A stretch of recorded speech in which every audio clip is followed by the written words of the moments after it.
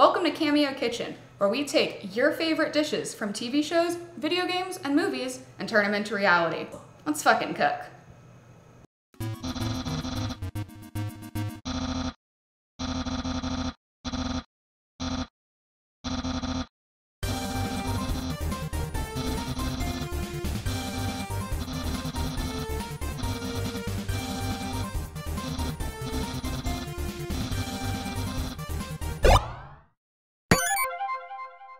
Let's make some spaghetti and meatballs from Undertale. The first thing you're gonna want to do if you're making meatballs is to have some quality meat. We're using Beyond Meat. It's a new vegetarian substitute for meat and it tastes a lot like the real deal. Next up, we're adding half of a cup of finely minced onions, the equivalent of half an onion. Once you've got meat, onions, you're gonna wanna add about a cup of breadcrumbs. The biggest thing about breadcrumbs when you're making meatballs or anything similar is that you do not want to use panko breadcrumbs. Panko is for frying, and so if you use it in cooked items, it will make them chewy and gross, and you don't want that. Next up, crack 2 eggs to act as an emulsifier and hold our meatballs together. And we mix. If you've got a stand mixer, you can make your stand mixer do this for you, but I don't. I think that mixing it with your hands is a little bit better. It reduces the risk of over-misking, which will make your meatballs chewy. Once we've got a bit of mixture going on, we're gonna add our cheese. I like Pecorino Romano. Some people add Parmesan, but you don't get as much flavor with Parmesan. Pecorino Romano is saltier, and so it brings out the fat content in your meatballs a lot more. Now we're gonna add 2 tablespoons each salt and pepper. And again, mix until it's homogeneous. Once you've got your meatballs done, wash your hands again, and then we're rolling. All right, to roll your meatballs, right? You want a well-oiled plate, cutting board, whatever it is, so that they don't stick. I'm using a cutting board, so I just rolled about a tablespoon of oil onto it, have it on my hands. Now I'm gonna start rolling meatballs. You want your meatball about the size of a golf ball, no bigger than an egg. So we've got our meatballs, time to go saute them. Heat up between half a cup and a full cup of olive oil in a really big pan. And once it's hot enough that you can see it shimmering, we're gonna add our meatballs in. We're frying these because we want a Maillard reaction. That's when the crust caramelizes and it gives us flavor. Like that.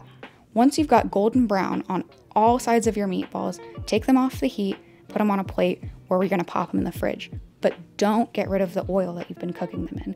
The oil that you've been cooking them in contains a lot of flavor. So we're gonna keep that on the stove, but turn off the heat, and then we'll use it to start our sauce. All right, so now that we've got our meatballs made, chilling in the fridge, and our grease left over in the pan cooling down, time to start on the sauce. We're making a very traditional Southern Italian style sauce, and it's gonna be sweet. So we're building it around 4 main ingredients. First, have a carrot. This will give a lot of sweetness and depth to our sauce.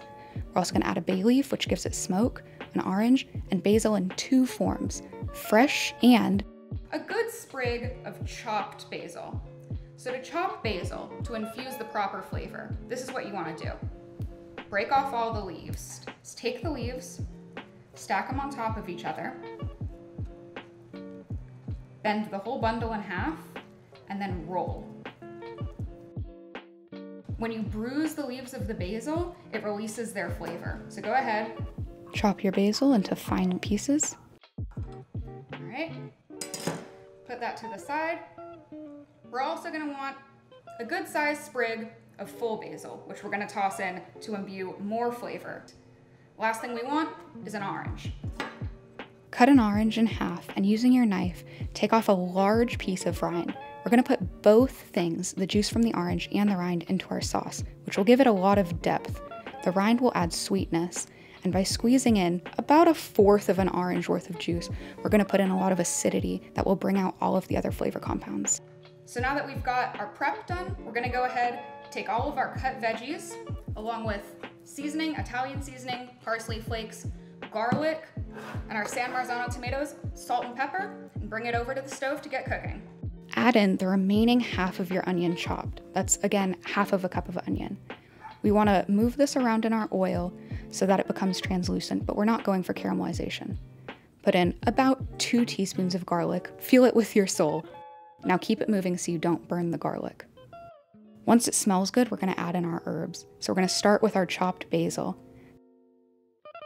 Then we're going to put in our bay leaf, our orange rind,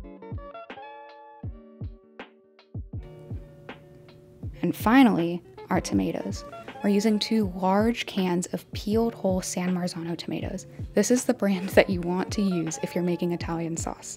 You might be wondering, why are we using whole tomatoes to make a sauce? But the acid from the orange, as well as the fats that you're cooking with, will break down the tomatoes over the course of an hour.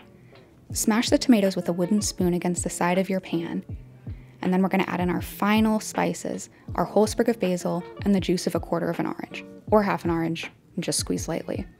Put in your carrots and mix everything so that all of the spices are pretty well covered.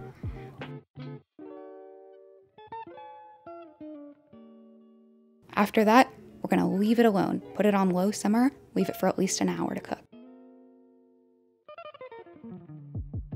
Once your sauce has been cooking for at least an hour, add in your meatballs so that they can start to absorb the flavor. And once you've got your meatballs in there, bring about a half a pot of water to boil on your stove to cook your pasta.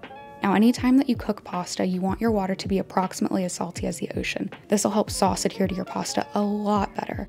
It's boiling. Next step, add in way too much spaghetti for such a tiny pot. Try to rectify the situation by smushing down the noodles with a spoon, and bam! About 7 minutes later, you've got pasta just shy of al dente. Transfer the noodles straight from your water to your pasta sauce.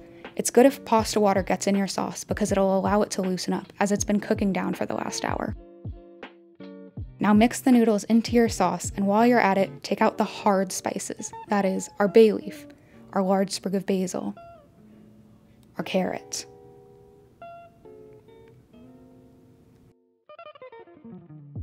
and our orange rind.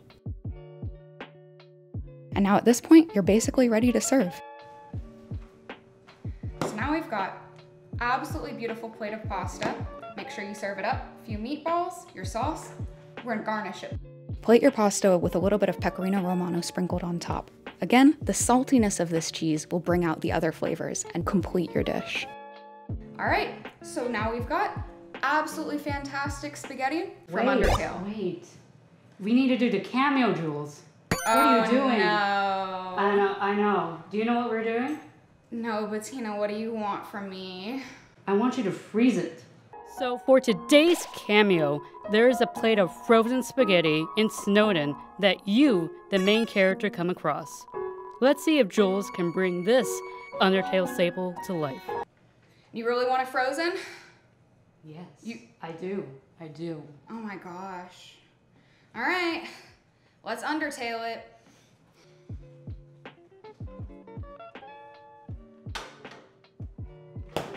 Time to freeze.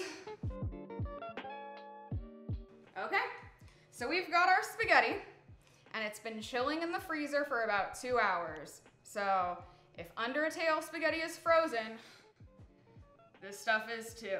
Bettina, come tell me how I did.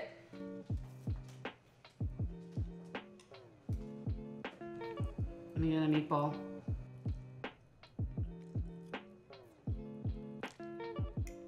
It's good. It's edible. Okay, that's honestly pretty decent for frozen spaghetti. I'm sure it was better when it was hot, but you know what? Undertale had it frozen, we have it frozen. So Bettina, did I pass the challenge? Yeah, you did. Woo! Passed the challenge, made some Undertale spaghetti. If you make it at home, I do not recommend freezing, but honestly, I think it's pretty decent. Till next time.